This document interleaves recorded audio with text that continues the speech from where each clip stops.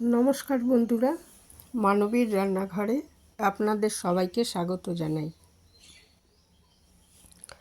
আমার আজকের রেসিপি মুখরোচক আলু ভিন্ডি, মানে ঢেঁড়স দিয়ে একটা খুব সিম্পল রেসিপি, কিন্তু খেতে খুব ভালো হয়। রুটি বা ভাতের সঙ্গে খুবই ভালো লাগে। সেই রেসিপিটাই আজকে আমি আপনাদের সাথে শেয়ার করব। তো এর জন্য আমি নিয়েছি প্রায় 300 গ্রাম মতো ঢেঁড়স আর দুটো আলু। তো প্রথমে ঢেঁড়স ভালো করে ধুয়ে, ঢেঁড়স সবসময় ধুয়েই কাটা উচিত, না হলে একটা আঠালো ভাব চলে আসে, রান্না করতে অসুবিধে হয়। তো ভালো করে ধুয়ে আমি যেরকম ছোটো ছোটো করে কেটে নিয়েছি। আর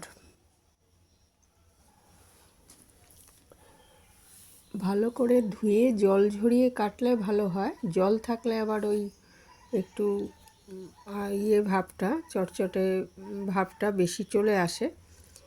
তো যাই হোক, আর দুটো আলু আমি ছোট করে কেটে নিয়েছি, এক টুকরো আদা নিয়েছি, 4টে কাঁচা লঙ্কা নিয়েছি, আর একটা পেঁয়াজ নিয়েছি মাঝারি সাইজের। আদা আর কাঁচা লঙ্কাটা আমি পেস্ট করে নেব, আর পেঁয়াজটা কুচিয়ে নেব। প্রথমে কড়াইতে আমি 2 চামচ মতো তেল দিয়ে দিয়েছি। সর্ষের তেলেই রান্নাটা ভালো হয়, ঢেঁড়সের যে কোনো রান্না সর্ষের তেলেই বেশি ভালো হয়। তারপরে এখানে আমি ওই পেঁয়াজটা কুচিয়ে রেখেছিলাম, মাঝারি সাইজের পেঁয়াজটা, সেটা দিয়ে দিলাম। দিয়ে এটা ভালো করে একটু ভেজে নিচ্ছি। মোটামুটি এটা ব্রাউন হয়ে আসার পর আলুটা এর মধ্যে দিয়ে আলুটা ভেজে নেব। আলুটা আগে ভাজবো, কারণ ঢেঁড়স আর আলুর কুকিং টাইম সমান নয়। ঢেঁড়স তাড়াতাড়ি সেদ্ধ হয়, সেই জন্য আলুটাকে আগে ভেজে নেব।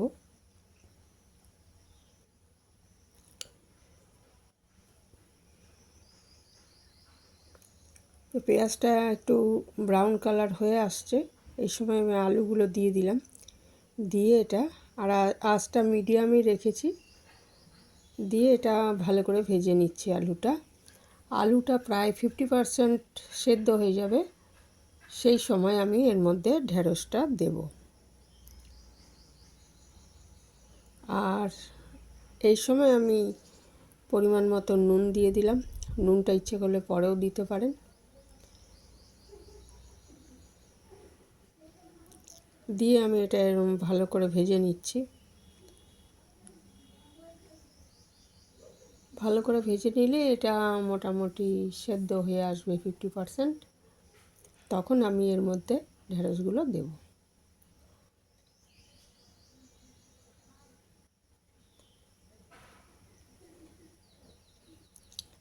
এই এই সময় একটু ভাজাটা হয়েছে, এই সময় আমি ওই আদা বাটা আর কাঁচা লঙ্কা বাটাটা দিয়ে দিলাম। দিয়ে ভালো করে নেড়ে চেড়ে নিচ্ছি।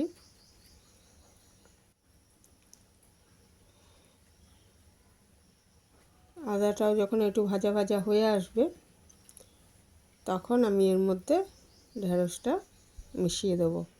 এটা আমার হয়েই এসছে।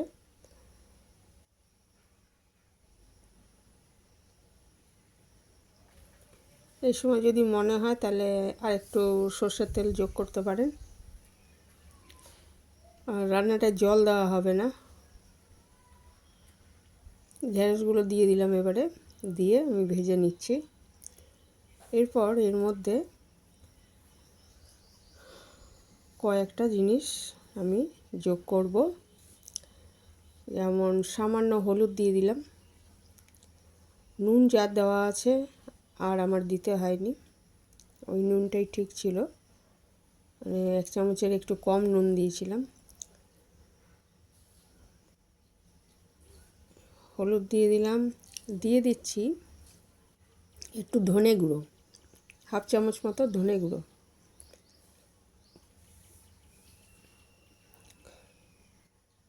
আর এর মধ্যে কাঁচা লঙ্কাগুলো খুব ঝাল ছিল, তাই আমি একটু কাশ্মীরি লঙ্কার গুঁড়ো দিয়েছি।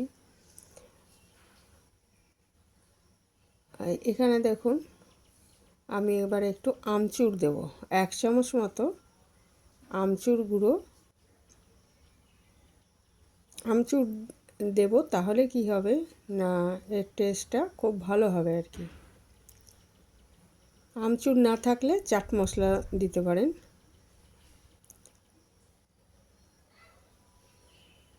আমি 1 চামচ মতো আমচুর দিয়ে দিয়েছি, আর দিয়ে দিচ্ছি একটু কাশ্মীরি লঙ্কার গুঁড়ো।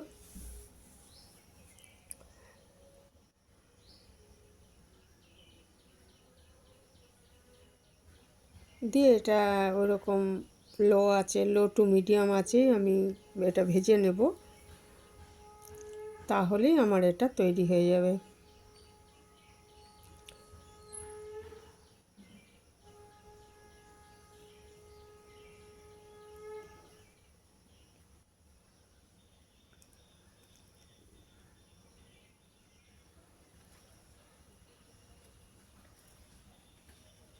আমি আস্তে আস্তে নেড়ে নিচ্ছি, আঁচ বেশি চড়া করছি না, কারণ তাহলে পুড়ে যেতে পারে।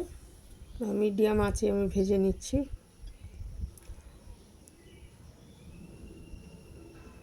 রান্নাটা একটু জল ব্যবহার হয়নি, জল দিলে এটা একটা মানে আরও একটা পিচ্ছিল একটা ভাব হয়ে যাবে।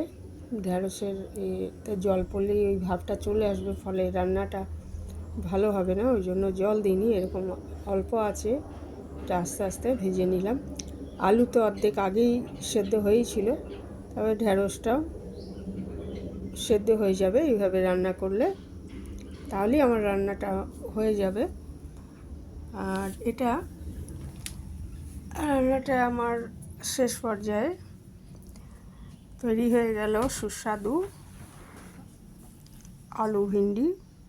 এটা রুটি বা ভাতের সাথে খুবই ভালো লাগে, একবার দেখতে পারেন ট্রাই করে।